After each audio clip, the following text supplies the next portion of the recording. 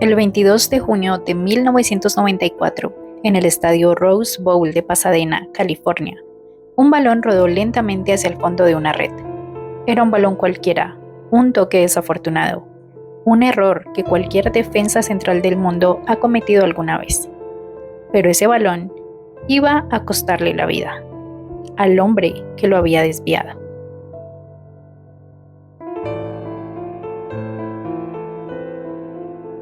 Diez días después de ese error, Andrés Escobar, capitán de la Selección Colombia, ídolo del Atlético Nacional, el hombre apodado el Caballero del Fútbol, por la gentileza con la que jugaba, estaba sentado en el asiento del conductor de su Toyota MR2 en el parqueadero de un bar en las afueras de Medellín. Tenía 27 años, estaba comprometido para casarse el mes siguiente.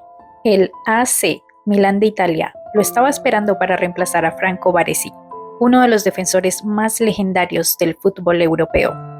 Y en ese momento, un hombre se le acercó por la ventana de su carro, sacó un revólver y le disparó 6 veces. Y con cada disparo gritó una sola palabra: gol. El asesinato de Andrés Escobar, Estados Unidos 94. Esta no es una leyenda urbana ni una teoría conspirativa. Es uno de los crímenes mejor documentados en la historia del deporte a nivel mundial. Y al mismo tiempo, uno de los más extraños, porque las verdaderas razones detrás de ese asesinato siguen flotando en una zona gris incluso hoy, más de 3 décadas después. Esta es la historia de cómo un partido de fútbol terminó como un funeral de más de 120,000 personas. De cómo el equipo de un país entero pasó de ser el favorito del mundial a estar siendo amenazado por carteles del narcotráfico incluso desde su habitación del hotel. Y de cómo el destino alcanzó a los responsables apenas hace un par de meses, en febrero de 2026. Pero para entender esto tenemos que retroceder. Vamos a conocer a Andrés Escobar y el país en el que vivió.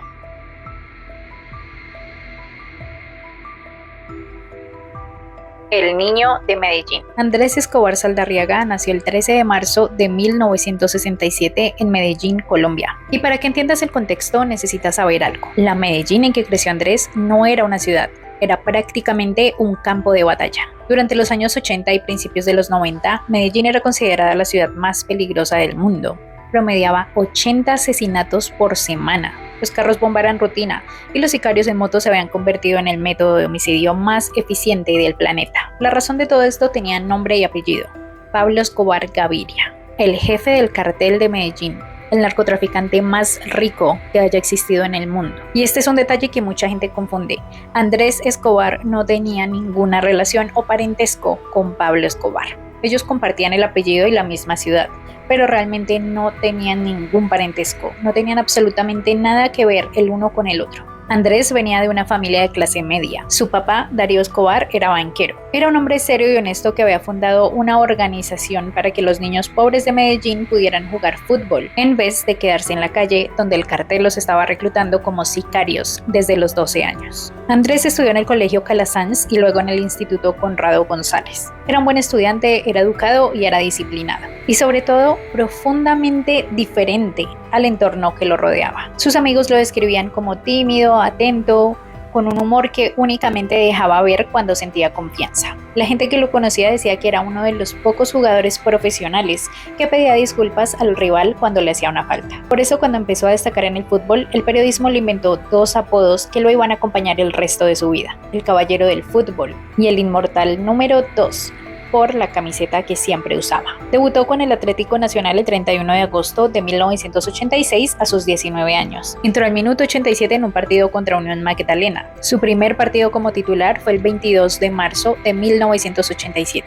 Y aquí es donde empieza a torcerse algo en esta historia, aunque todavía nadie lo sabía. El Atlético Nacional, el equipo de los amores de Andrés Escobar, era propiedad, al menos en una gran parte, de Pablo Escobar. Pablo era el narco más buscado del mundo y había convertido el fútbol en su lavandería personal. Las taquillas de los estadios se podían pagar en efectivo, sin factura y sin trazabilidad. Básicamente podían inflar la recaudación al antojo de Pablo. También los jugadores recibían bonificaciones secretas y los árbitros un montón de sobornos. Esto era un negocio tan grande que básicamente el fútbol colombiano entre los 80 y los 90 recibió su propio nombre, el narcofútbol. Pero Andrés realmente no comulgaba con nada de esto. Él no iba a las fiestas de los capos, no aceptaba regalos y se dice que era uno de los pocos jugadores que mantenía una distancia completamente visible. Pero aún así no podía escapar de este mundo en el que jugaba. En 1989, el Atlético Nacional con Andrés Escobar como titular gana la Copa Libertadores. Esta era la primera vez en la historia que un club colombiano levantaba el trofeo más importante del continente sudamericano. Andrés tenía 22 años, era un titular indiscutible y básicamente era una de las promesas del fútbol colombiano. Un año después llegó el Mundial de Italia 1990 y esto fue muy importante porque Colombia regresaba a un mundial después de casi 3 décadas de no ir, 30 años. Andrés jugó los 4 partidos como titular y llegaron a octavos de final. Cayeron contra Camerún en uno de los partidos más recordados de ese mundial, que fue cuando el portero René Higuita salió a regatear a Roger Mila en mitad de la cancha y le robaron el balón para meter gol. Pero en ese mundial Andrés salió con su reputación intacta, diciéndole que era el mejor defensa central que Colombia había producido jamás en la historia. En 1993 sufrió una lesión grave en la rodilla y estuvo alejado de las canchas durante 8 meses. Se perdió toda la eliminatoria del Mundial de 1994. Incluso se perdió el partido más famoso en la historia del fútbol colombiano, el 5-0 a Argentina, en el Monumental de Buenos Aires en 1993. Y esto fue muy importante porque les dio mucha popularidad. Incluso Pelé salió a decir que Colombia era el favorito para el Mundial del año siguiente, el 94. Eran considerados como los favoritos para ganar la Copa Mundial. Andrés se recuperó en octubre, volvió a jugar con el Nacional y se dieron cuenta que estaba en forma y decidieron darle el brazalete de capitán del equipo. Y entonces, en marzo de 1994, llegó una llamada desde Italia, el AC de Milán, el club más laureado de ese momento. Quería a Andrés Escobar. Lo querían para reemplazar a Franco Baresi, que era un jugador importante en esta selección. El ibero-italiano que había sido el alma de la defensa durante 15 años y que ya estaba en sus últimos años de carrera. Ser elegido para reemplazar a Baresi en Milán era básicamente tomar uno de los trofeos más grandes de toda la historia en el fútbol europeo. La firma estaba prácticamente lista, únicamente dependía del desempeño de Andrés Escobar durante el Mundial del 94. Y en lo personal, Andrés Escobar estaba en el mejor momento de su vida. Llevaba 5 años con su novia Pamela Cascardo, que era odontóloga. Ellos tenían la imagen de ser una típica pareja feliz. Se iban a casar en agosto y tenían planeado que querían tener muchos hijos. Cuando Andrés salió de Colombia rumbo al Mundial, le dijo una frase a Pamela que le quedó marcada de por vida. Vamos a adelantar la boda porque nos vamos para Italia. Tenía 27 años, era el capitán de la selección, ya estaba fichado por el AC de Milán y se iba a casar en un mes. Era literalmente la persona más feliz del mundo, pero mientras Andrés vivía ese momento tan brillante, todo alrededor suyo se estaba derrumbando. El 2 de diciembre de 1993, es decir, apenas 6 meses antes del Mundial del 94, el ejército colombiano y un grupo especial que era financiado por parte de Estados Unidos finalmente acorralaron a Pablo Escobar en un tejado de Medellín y lo mataron a tiros. Y todos podemos pensar, eso es bueno, ¿no? La muerte de Pablo Escobar no le trajo paz a Medellín, en realidad trajo toda una oleada de anarquía. Sin un capo único que controlara todo el negocio, decenas de pequeños mafiosos comenzaron a pelearse por pedazos del cartel. Y de allí surgieron los grupos paramilitares, los grupos de extorsión, los grupos de apuestas. Como dijo un primo de Pablo en el documental de los 2 Escobares que hizo ESPN, cuando Pablo murió, la ciudad se descontroló. El jefe estaba muerto, así que todos se volvieron sus propios jefes. Mientras ocurría todo este caos, la selección Colombia se preparaba para entrenar e ir al Mundial.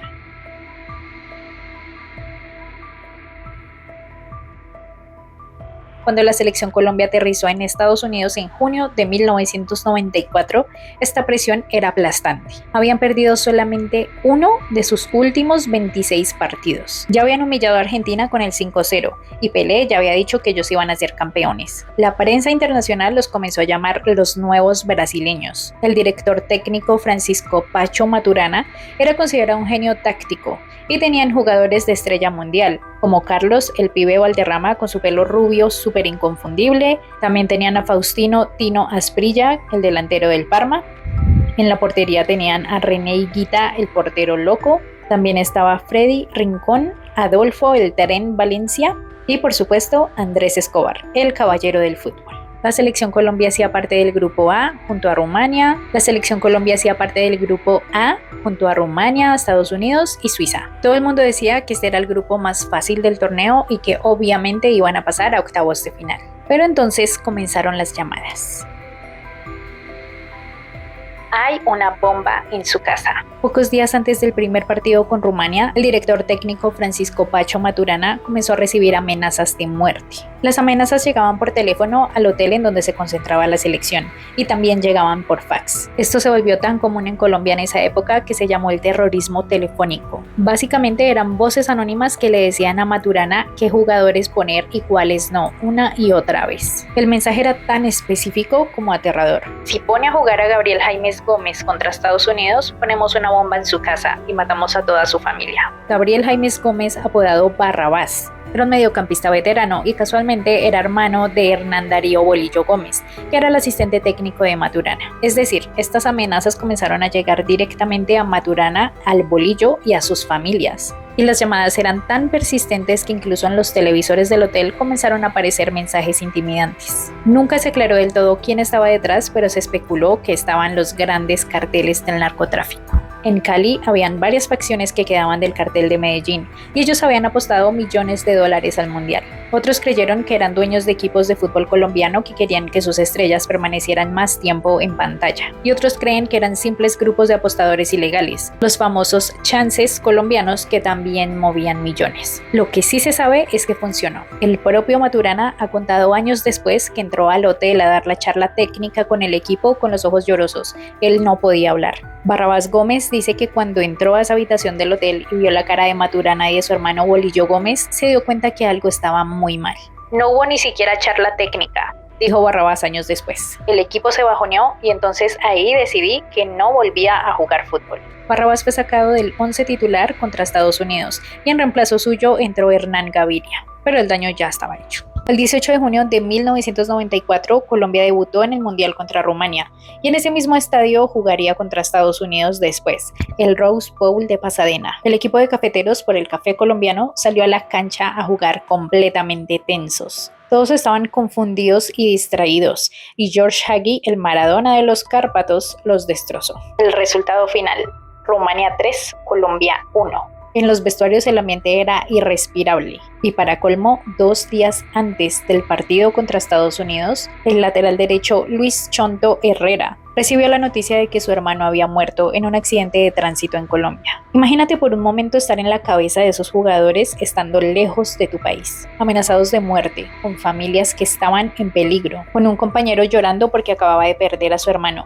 y con la presión entera de todo un país en donde la narcoanarquía los estaba prácticamente obligando a ganar o debían atenerse a las consecuencias. 22 de junio de 1994, Rose Bowl, Pasadena. Más de 90,000 personas en las tribunas. Estados Unidos contra Colombia. Antes del pitazo inicial, los jugadores colombianos volvieron a recibir amenazas. Maturana entró al vestuario llorando y algunos jugadores comenzaron a rezar. Según los testimonios de los compañeros, dijeron que Andrés Escobar estaba pálido del miedo, pero siendo el capitán no podía demostrarlo. El partido comenzó y durante los primeros 30 minutos Colombia jugó bien. Tenían opciones claras, iban manejando el balón y entonces llegó el minuto 35. Quiero que cierres los ojos por un momento y trates de visualizar esto porque el detalle es importante. El mediocampista estadounidense John Harkes recibe un pase en el lado izquierdo del ataque. Avanza unos metros, levanta la cabeza y ve a su compañero Ernie Stewart entrando por el segundo palo con una corrida diagonal. Y Harkes, sin pensarlo 2 veces, hace el pase con el pie izquierdo. El balón viaja a media altura por el área grande de Colombia. Andrés Escobar estaba cubriendo esa zona. Es lo que cualquier defensa central haría. Se anticipó al centro para evitar que el balón llegara al delantero del rival. Andrés estiró la pierna izquierda o de lo contrario, Stewart la empujaría al gol con la cabeza o con el pie. El balón pegó en su botín pero tomó un efecto extraño y se fue girando despacio, lentísimo, hacia el arco de Colombia. Su propio portero Oscar Córdoba está parado en el centro. Ve venir el balón, pero el balón viene de su propio defensor y no del rival, por esto está un poco confundido. así que estira el brazo izquierdo pero no lo alcanza y cruza la línea del arco. Este era el primer y único autogol en la carrera de Andrés Escobar. En las cámaras se ve a Andrés Escobar tirado en el suelo boca abajo durante unos segundos con las manos en la cabeza. Y al levantarse su expresión lo decía todo. Prácticamente todo había cambiado. Y este es un detalle que pone la piel de gallina. En ese mismo momento en Medellín, el sobrino de Andrés Escobar, un niño de tan solo 9 años, estaba viendo el partido con su madre, María Esther, la hermana de Andrés. Y cuando vio el autogol, volvió a ver a su madre y dijo: «Mami, van a matar a Andrés». María Esther respondió: «No, mi amor, a la gente no la matan por errores. Todo el mundo en Colombia quiere a Andrés». 17 minutos después, Estados Unidos hace otro gol. Y a pesar de que Colombia logró hacer 1, el resultado final es Estados Unidos 2, Colombia 1. Colombia ganó el tercer partido a Suiza, un marcador de 2-0. Pero este sistema es con puntos, matemáticamente ya estaban eliminados. Y este sueño mundial que Pelé había dicho que iban a ser campeones, prácticamente se esfumó. En Colombia las reacciones eran de odio puro. Hubo protestas, jugadores quemados en efigie, casas apedreadas. Un comentarista deportivo se desmayó al aire, otro lloró en vivo. Y algunos jugadores recibieron amenazas tan graves que inmediatamente al regresar a Colombia se retiraron del fútbol. Después de la eliminación de Colombia, Pacho Maturana reunió al equipo y en palabras textuales dijo: «Pueden quedarse en Estados Unidos un tiempo más, hasta que las tensiones en Colombia se calmen. Vayan a Disney, vayan a conocer, no hay prisa por regresar». Varios jugadores sí aceptaron. Chonto Herrera, que era el lateral cuyo hermano acababa de morir, se ofreció a hacerle compañía a Andrés Escobar. «Quedémonos un tiempo, conozcamos el país, esperemos que las cosas se enfríen allá». Andrés lo escuchó, pensó y dijo que no. «Yo quiero ir a Colombia a dar la cara a mi gente». Sus amigos más cercanos le advirtieron que no era buena idea regresar en ese momento. Pero Andrés dijo que no había ningún problema, que en Medellín todos lo querían, que su error era humano y que sus paisanos lo iban a abrazar al llegar. El 27 de junio dio una entrevista al periódico El Tiempo que eligió un título bastante peculiar para esta nota. Se llamaba «La vida no termina aquí». En la columna, Andrés Escobar asumió la responsabilidad e hizo una autocrítica. Pidió respeto diciendo que un error en la cancha no era el fin del mundo. Después de tantas vueltas, poco a poco se van decantando las razones de este fracaso en el Mundial. Nos faltó berraquera. Es una cuestión de honor reconocer que no tuvimos el empuje necesario en los momentos difíciles que nos trajo el campeonato. Por favor, que el respeto se mantenga. Y cerró con una frase que se convirtió en su epitafio. Un abrazo fuerte para todos y para decirles que fue una oportunidad y una experiencia fenomenal rara que jamás había sentido en mi vida. Hasta pronto, porque la vida no termina aquí. Al regresar a Medellín el 29 de julio, vio a su familia, vio a su novia y le volvió a repetir: «Vamos a adelantar la boda porque nos vamos a Italia». Los planes eran concretos, se iban a casar en agosto, iban a tener varios hijos, Andrés iba a firmar con el Milán e iban a vivir en una de las ciudades más bonitas del mundo. Todo lo que había soñado estaba a centímetros de su mano. Pasó los días descansando y compartiendo con sus padres a pesar de que todavía se sentía culpable por el autogol. Sin embargo, pensó que las cosas estaban normales y no le vio problema a salir una noche. La noche del viernes 1 de julio de 1994.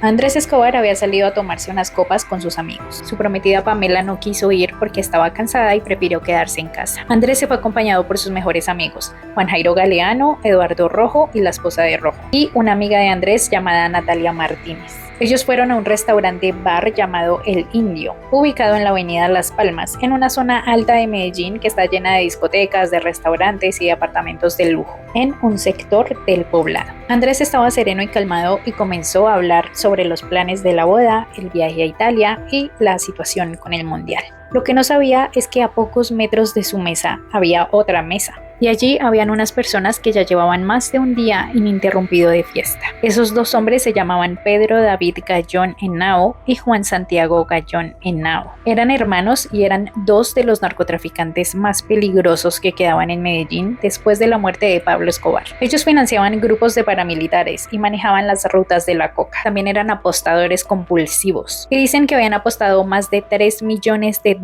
a que Colombia ganaba el Mundial. Cuando Colombia perdió contra Estados Unidos, y especialmente con ese autogol, perdieron toda la plata. Estaban borrachos, estaban furiosos y tenían armas. Tan pronto como los Gallón vieron a Andrés Escobar entrar a este bar, comenzaron las burlas. Lo señalaban desde su mesa y gritaban: «¡Qué autogolazo, Andrés! ¡Qué autogolazo!». Las burlas duraron horas y horas, hasta que en un punto Andrés se cansó, se levantó, pagó la cuenta y decidió irse. Sus amigos habían salido primero tan solo unos minutos mientras él se quedaba hablando con la dueña del bar. Se despidió normal, salió al parqueadero y caminó a su Toyota MR2, y ahí fue donde todo se derrumbó. Eran aproximadamente las 3 de la mañana del 2 de julio de 1994. Andrés subió a su carro en el asiento del conductor, encendió el motor y se disponía a salir del parqueadero del bar El Indio. Pero en ese instante los hermanos Gallón salieron también. Junto a ellos iba Humberto Muñoz Castro, su chofer y guardaespaldas que los estaba esperando en una camioneta. Los Gallón se acercaron al carro de Andrés y continuaron haciéndole burlas. Andrés bajó el vidrio y en palabras documentadas por testigos dijo: por favor respeten, fue un error de la cancha, no pasó nada más. Los Gallón se reían en su cara y continuaban gritándole cosas. Cuando la discusión escaló, Eduardo Rojo, que era uno de los amigos de Andrés, vio lo que estaba pasando y pues obviamente se fue a intentar mediar, pero lo quitaron a empujones. Santiago Gallón, que era el mayor de los dos hermanos, se acercó a la ventana de Andrés y le dijo: usted no sabe con quién se está metiendo. En ese momento, su chofer, Humberto Muñoz Castro, se bajó del vehículo, sacó un revólver y se acercó al carro de Andrés. Levantó el arma y disparó gritando: ¡gol! El primer disparo entró por el costado izquierdo, seguido del segundo, el tercero, el cuarto, el quinto, el sexto. 6 disparos. Andrés Escobar quedó tirado en el asiento del conductor sangrando. Los Gallón y Muñoz subieron a su camioneta y huyeron. Los amigos corrieron al carro, lo sacaron y lo subieron a otro vehículo. Lo llevaron a toda velocidad a la clínica Las Vegas, que era el hospital más cercano.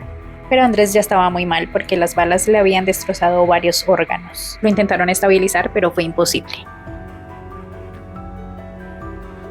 Andrés Escobar Saldarriaga, capitán de la selección Colombia, ídolo del Atlético Nacional, futuro fichaje del AC Milán, prometido de Pamela Cascardo, murió 45 minutos después de su ingreso a la clínica. Tenía 27 años. La noticia se regó por Medellín, por Bogotá, por todo Colombia antes del mediodía. Obviamente confirmaron la noticia del asesinato de Andrés Escobar. Incluso un periodista llamado Ricardo Silva Romero escribió años después una de las descripciones más contundentes de lo que se sintió en Colombia ese día. Significa que aquí no solo matan candidatos presidenciales, no solo matan periodistas, no solo matan jueces y policías y soldados, sino también jugadores de fútbol. Significa sálvese quien pueda. El funeral de Andrés se realizó 2 días después, el 4 de julio de 1994. Fue velado en el Coliseo Iván de Bedut, dentro de la unidad deportiva Atanasio Girardot en Medellín. Asistieron el presidente de Colombia, que era César Gaviria, la canciller Noemí Sanín, el ministro de Defensa, que era Rafael Pardo. Un dato curioso es que 2 de las personas más cercanas a Andrés Escobar, que eran Francisco Maturana y su asistente Hernán Darío Bolillo Gómez, no asistieron al funeral. La razón nunca se aclaró, pero se cree que era por el temor a sus propias vidas. Más de 120.000 personas que lloraban y gritaban por la ausencia de Andrés Escobar. A la Policía Nacional y a la Fiscalía de Medellín no les tomó mucho tiempo armar este caso. Realmente ya sabían quiénes eran los culpables. Humberto Muñoz Castro había intentado fabricar una coartada falsa. Al día siguiente reportó que habían robado las camionetas que él y los Gallón utilizaban esa noche. También cambió su apariencia y se presentó voluntariamente ante la policía a colaborar. Pero un testigo del bar había descrito la camioneta con suficiente detalle como para estar relacionado. La placa estaba registrada a nombre de los Gallón, y el testimonio de Muñoz fue tan contradictorio y tan torpe que en pocas horas la policía lo tenía contra las cuerdas. Muñoz fue capturado en Girardot, un pueblo a 3 horas de Bogotá. Confesó y asumió toda la responsabilidad del homicidio. Y algo muy extraño es que se negó a implicar a sus jefes, los Gallón, seguramente por miedo. El caso fue llevado por el fiscal Jesús Albeiro Yepes, y aquí es donde la historia toma un giro que cualquiera que conozca el sistema judicial colombiano va a reconocer con amargura. Humberto Muñoz Castro, el conductor, fue condenado a 43 años de prisión, pero en 2001 entró en vigencia el nuevo Código de Penal de Colombia y su sentencia fue rebajada de 43 años a tan solo 23. Y luego, en octubre de 2005, salió de prisión dizque por buen comportamiento. Únicamente estuvo preso durante 11 años. Desde ese entonces se pasea libre por las calles desde 2005. Le preguntaron al padre de Andrés, a Darío Escobar, qué pensaba de la liberación y respondió con una frase devastadora. Francamente, creo que no hay justicia en Colombia. La justicia colombiana para mí es un engaño, porque engaña a la gente y a la familia, diciéndoles que lo condenaron a 43 años y ahora este asesino está libre. En cuanto a los hermanos Gallón Henao, fueron acusados únicamente de encubrimiento del crimen. Ellos no fueron procesados como autores intelectuales, pero por razones que el fiscal no quiso aclarar, dijo que eso no pasó. Por encubrimiento, los Gallón cumplieron solo 15 meses de prisión domiciliaria, es decir que ni siquiera estuvieron un solo día en la cárcel. Después de eso, los Gallón Henao siguieron operando, se metieron en el negocio ganadero y en 2009 fueron entregados a las autoridades por financiar grupos paramilitares. Y 32 años después del asesinato de Andrés Escobar, el 6 de febrero de 2026, apenas hace 3 meses, el cuerpo de Santiago Gallón Henao, uno de los 2 hermanos que hostigaron a Andrés esa noche en el Bar del Indio, fue encontrado asesinado en Huixquilucan, un municipio que queda en el Estado de México a las afueras de la ciudad. Le habían disparado en un restaurante. No se ha precisado las razones, pero se especula que pudo haber sido cuentas pendientes con otros narcotraficantes. Y lo irónico de este caso es que murió de la misma forma. Lo asesinaron a tiros en el parqueadero de un restaurante, lejos de su casa. Después de la muerte de Andrés, el fútbol colombiano nunca volvió a ser el mismo. Esa generación dorada desapareció rápido porque muchos se retiraron inmediatamente. El número 2 de la selección Colombia quedó vacío durante 3 años. Nadie quería utilizar esa camiseta. En el Atlético Nacional, el número 2 quedó retirado oficialmente. La familia de Andrés hizo una fundación llamada Andrés Escobar que sigue vigente hasta el día de hoy, dándole oportunidad a los niños pobres de Medellín. Su prometida Pamela Cascardo dijo que tuvo que empezar de cero. Y el jugador de Estados Unidos, John Harkes, el encargado de que Andrés hiciera un autogol por error, escribió años después en un texto público: "Cuando escuché por primera vez de la muerte de Andrés, me quedé sin color en la cara, quedé en shock. No podía entenderlo. Este hombre contra el que había jugado apenas un par de semanas antes había sido asesinado en su propio país. En Colombia lo respetaban al más alto nivel. Lo veían como un caballero del juego, un pacificador, un buen hombre dentro y fuera de la cancha. ¿Y lo habían matado? Nosotros jugábamos un deporte, amábamos un juego. Esto no debería ser así".